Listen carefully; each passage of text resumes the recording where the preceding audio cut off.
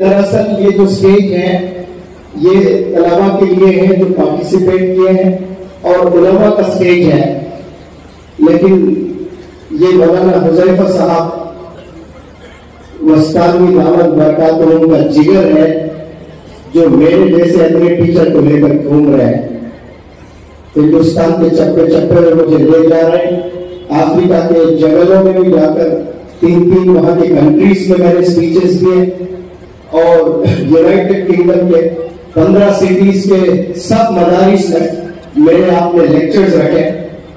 یہ لیڈر کی نشانی ہوتی ہے، اپنے آپ کو پیچھے رکھ کر مجھے آگے رکھتے ہیں اور کہتے ہیں کہ سر آپ کے بڑے عاشق ہیں اور آپ کو سننا چاہتے ہیں، تو آپ کی بات بھی سن کر اگر وہ بدل جاتے ہیں تو ہمارے لیے بہت بڑا اچیومنٹ ہے، کیونکہ بدلنا سب سے امپورٹنٹ چیز ہے، وہ کس کی گول سے بدلتے ہیں یہ امپورٹنٹ نہیں ہے، انسان میں بدلاؤ آنا یہ بہت امپورٹنٹ چیز ہے۔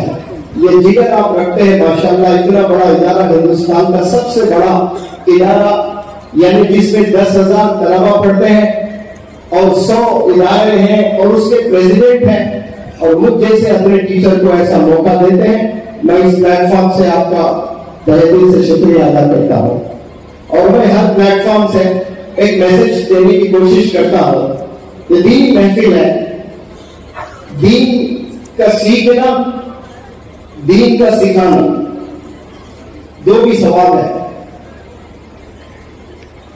دین کا سیکھنا، دین کا سکھانا، یا قابل ٹیچر بننا یا قابل لیڈر بننا، اس کے لیے میں نے جو سمجھا ہے اس پر میں روشنی ڈالتا ہوں۔ اللہ سبحانہ و تعالیٰ کی طرف سے جب میسج آیا، آپ صلی اللہ علیہ وسلم پر میسج کا کمانڈ آیا، حکم آیا کہ آپ اپنے گھر کے فیملی ممبرز کو دین سکھائیے، اسلام کا میسج پہنچائیے، تو آپ صلی اللہ علیہ وسلم حکم کے مطابق اپنے گھر کے فیملی ممبرز کو دین کا میسج پہنچایا۔ پھر کچھ دن بعد پھر میسج آتا ہے کہ ابھی آپ اپنے خاندان کے ممبران کو یہ دین کا میسج پہنچائیں، تو وہ دین کا میسج پہنچاتے ہیں۔ پھر کچھ دن کے بعد، یعنی اس وقت میں چھپ چھپ کر دشمن اسلام کا غلبہ تھا، ان سے ڈر ڈر کر چھپ چھپ کر بڑے حفاظت سے اپنی جانیں بچاتے ہوئے دین کے میسیجز کو پہنچایا کرتے تھے۔ پھر اللہ کا میسج آیا، ابھی چھپ چھپ کر نہیں، ابھی اللہ اعلان آپ نے میسج کنوے کرنا ہے۔ تو آپ صلی اللہ علیہ وسلم تمام مکہ کے ممبران کو، وہاں کے رہنے والے باشندوں کو جمع کیے اور پہاڑی کے اوپر، چوٹی پر، پہاڑ پر کھڑے ہو کر تمام مکہ کے باشندوں سے سوال کرتے ہیں کہ how did you find me all these days, ان دنوں آپ مجھے کیسے پائے ہو، ان دنوں آپ مجھے کیسے پائے ہو۔ تو آپ سارا مجمع ایک وقت آواز گونجتی ہے کہ الصادق الامین، ہم نے آپ کو سچا پایا ہے اور ہم نے آپ کو ایماندار، آنےسٹ پایا ہے، لائل پایا ہے۔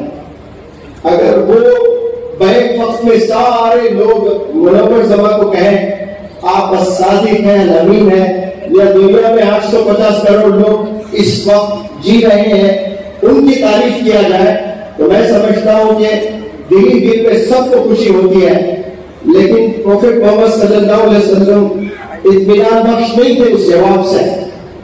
اس وقت میں وہ اپنا امتحان لیے، جو اس دنیا میں کسی کی ضرورت نہیں، جو عوام کے بیچ میں آ کر کھڑے ہو کر خود کا امتحان لیں۔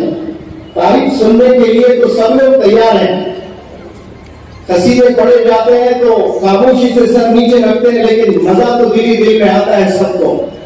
لیکن آپ صلی اللہ علیہ وسلم واحد ایسی شخصیت، ایسی پرسنالٹی، خوش نہ ہوئے لیکن اپنا امتحان لیے۔ وہ کیسا لیے؟ سوال کر کے کہ اگر میں کہوں کہ پہاڑ کے پیچھے دشمن کا لشکر ہے اور اٹیک کرنے کے لیے بالکل تیار ہے، اگر میں ایسا کہتا ہوں کہ آپ میری بات مانو گے؟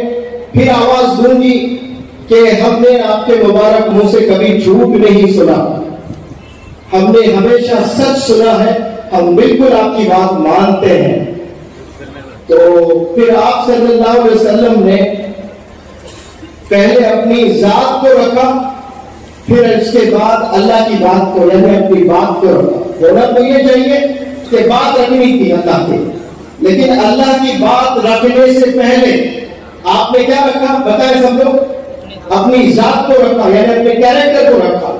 تو دین سیکھنا ہے, دین سکھانا ہے, ٹیچر بننا ہے یا پھر لیڈر بننا ہے, تو سب سے پہلے مجھے معلوم یہ ہوتا ہے کہ اپنے کیریکٹر کو بنانا بہت ضروری ہے. علم میں اضافہ ہو سکتا ہے, کسی کو اللہ بہت ٹیلنٹڈ بنا سکتا ہے, اس کو کئی ساری چیزیں یاد ہو سکتی ہیں, لیکن اس سے مقبولیت نہیں ملتی ہے انسان کو. آج دنیا میں بہت سے ٹیلنٹڈ لوگ ہیں, لیکن مقبولیت کس سے ملتی ہے؟ اخلاق سے, کیریکٹر سے. اپنی ذات کو بنانا ہے. جو بھی طلبہ یہاں تشریف فرمائے وہ کل کے فیوچر لیڈرز بھی ہو سکتے ہیں, وہ کل کے زبردست ٹیچرز بھی ہو سکتے ہیں, کل کے زبردست مقرر بھی ہو سکتے ہیں. لیکن میری اس چھوٹی سی بات کو آپ لوگ اپنے دل میں بٹھا لیں کہ آپ نے لائف میں کچھ بننا ہے تو پہلے اپنی ذات کو بنائیں.